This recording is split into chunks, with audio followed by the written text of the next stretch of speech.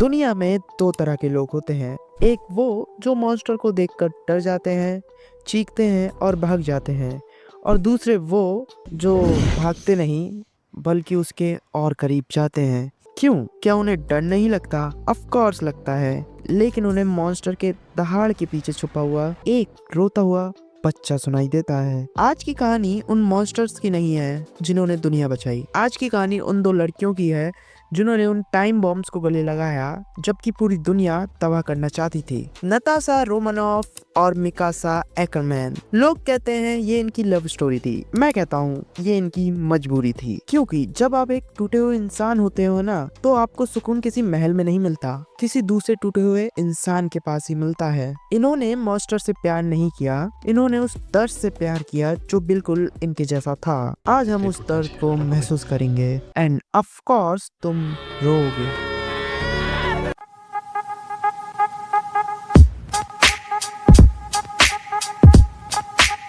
Hello everyone, let's be real. सबसे पहले बात करते हैं नताशा की। मार्वल यूनिवर्स में बहुत बड़े बड़े पावरफुल गॉड्स हैं, सुपर सोल्जर हैं, आयरन मैन है, लेकिन हल्क एक नेचुरल डिजास्टर है। जब हल्क गुस्से में होता था तो थॉर और टोनी की भी फटली होती थी। हैं?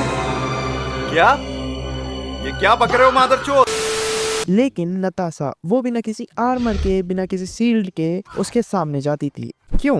इसका जवाब एक बहुत स्पेसिफिक डायलॉग में छुपा है। नताशा ने ब्रूस से कहा था, ब्रूस मुझे तुम इसलिए पसंद नहीं हो क्योंकि तुम स्ट्रॉन्ग हो, ऑफ कोर्स हो, बट तुम मुझे इसलिए पसंद हो क्योंकि तुम लड़ाई से भागते हो, तुम्हें पता है तुम जीत जाओगे। ये लाइन सुनकर ब्रूस शॉक्ड रह गया था क्योंकि पूरी दुनिया ब्रूस से कहती थी हल्क स्मैश।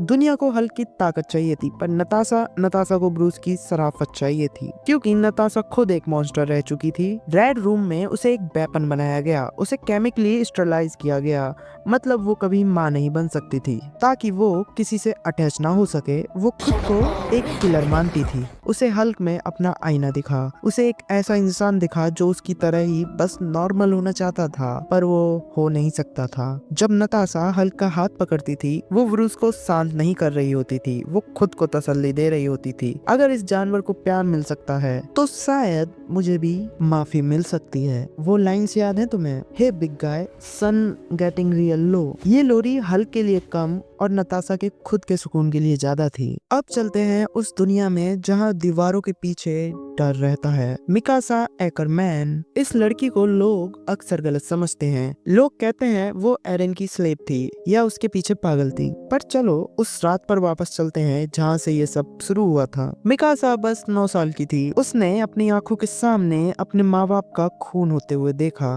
उस पल में मिकासा के लिए दुनिया खत्म हो गई थी। सिर्फ ठंड थी, डर था और मौत थी। तब वहाँ एरन आया, एक अजनबी लड़का। उसने मिकासा को बचाया और सबसे इम्पोर्टेंट, उसने अपना वो लाल स्कार्फ उतारा और मिकासा के गले में लपेट दिया और एक लाइन बोली जिसने मिकासा की पूरी एग्जिस्टेंस बदल दी, चलो हमारे घर चलो। भाई ध्यान से समझना, उस स्कार्फ ने मिकासा को ठंड से नहीं बचाया था, उस स्कार्फ ने उसे दोबारा जीना सिखाया था। उस दिन मिकासा ने एरन में कोई हीरो या बॉयफ्रेंड नहीं देखा था, उसने एरन में अपना घर देखा था। इसलिए सीजन 2 के फिनाले में जब टाइटन्स चारों तरफ थे और एरन जमीन पर गिरकर रो रहा था कि मैं किसी काम का नहीं हूँ, तब मिकासा ने तलवार नहीं उठाई, उसने वही स्कार्फ पकड़ा, एरन की आंखों में देखा और कहा, थैंक यू एरन, मेरे साथ रहने के लिए, मुझे जीना सिखाने के लिए और ये स्कार्फ मुझे पहनाने के लिए। ये डायलॉग प्रूफ है मिकासा को एरन की टाइटन पावर से कोई लेना देना नहीं था। दुनिया के लिए एरन अटैक टाइटन था, पर मिकासा के लिए वो हमेशा वही लड़का था जिसने उसे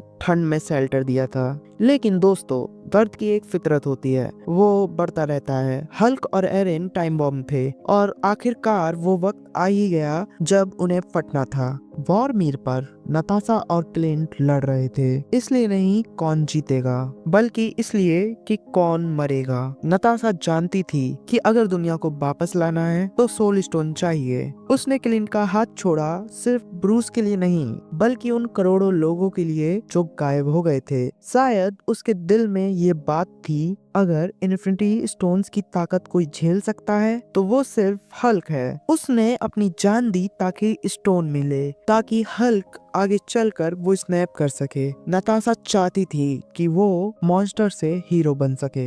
और अटैक ऑन टाइटन में यहाँ कहानी उल्टी थी। दुनिया बचाने के लिए मिकासा को मरना नहीं था, उसे मारना था। किसे? उसी लड़के को जिसे उसने बचपन से प्रोटेक्ट किया। जब मिकासा एरन के टाइटन में घुसी, उसने एरन का सर देखा। उसके हाथ कांपे होंगे जरूर, पर उसने वो ब्लेड चलाई और फिर उस कटे हुए सर को चूमा। एक तरफ नताशा थी जिसने प्यार के लिए जान दी, दूसरी तरफ मिकासा थी जिसने प्यार की जान ली। दोनों ही केसेस में कहानी का एंड खून से लिखा गया। आज ब्रूस बैनर वापस आ गया है। वो स्मार्ट हल्क बन गया है। लोग कहते हैं वो हील हो गया, पर जब वो अकेले में आईना देखता होगा तो उसे अपना चेहरा अधूरा लगता होगा, क्योंकि उस आईने को पूरा करने वाली नताशा अब नहीं है। और मिकासा, उसने शादी की, लंबी जिंदगी जी, बुढ़ी हुई, पर मरते दम तक वो लाल स्कार्फ उसके गले में था। वो स्कार्फ अब उसे गर्मी नहीं देता था, बस यादें देता था। तो दोस्तों, हमें इन कहानियों से क्या सीखना चाहिए था? यही कि हम सबको लाइफ में एक नताशा या एक मिकासा चाहिए। कोई ऐसा जो हमारे गुस्से को शांत कर सके, कोई ऐसा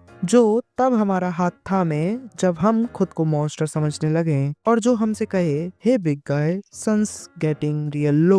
पर सच ये भी है कि ऐसे लोग बहुत मुश्किल से मिलते हैं, और अगर मिल जाएं तो उन्हें कभी खोना मत। अगर इस वीडियो ने दिल छुआ हो तो कमेंट में ऑलवेज लिखना, क्योंकि कुछ कनेक्शन मौत के बाद भी खत्म नहीं होते। तो बस दिस इज एंड।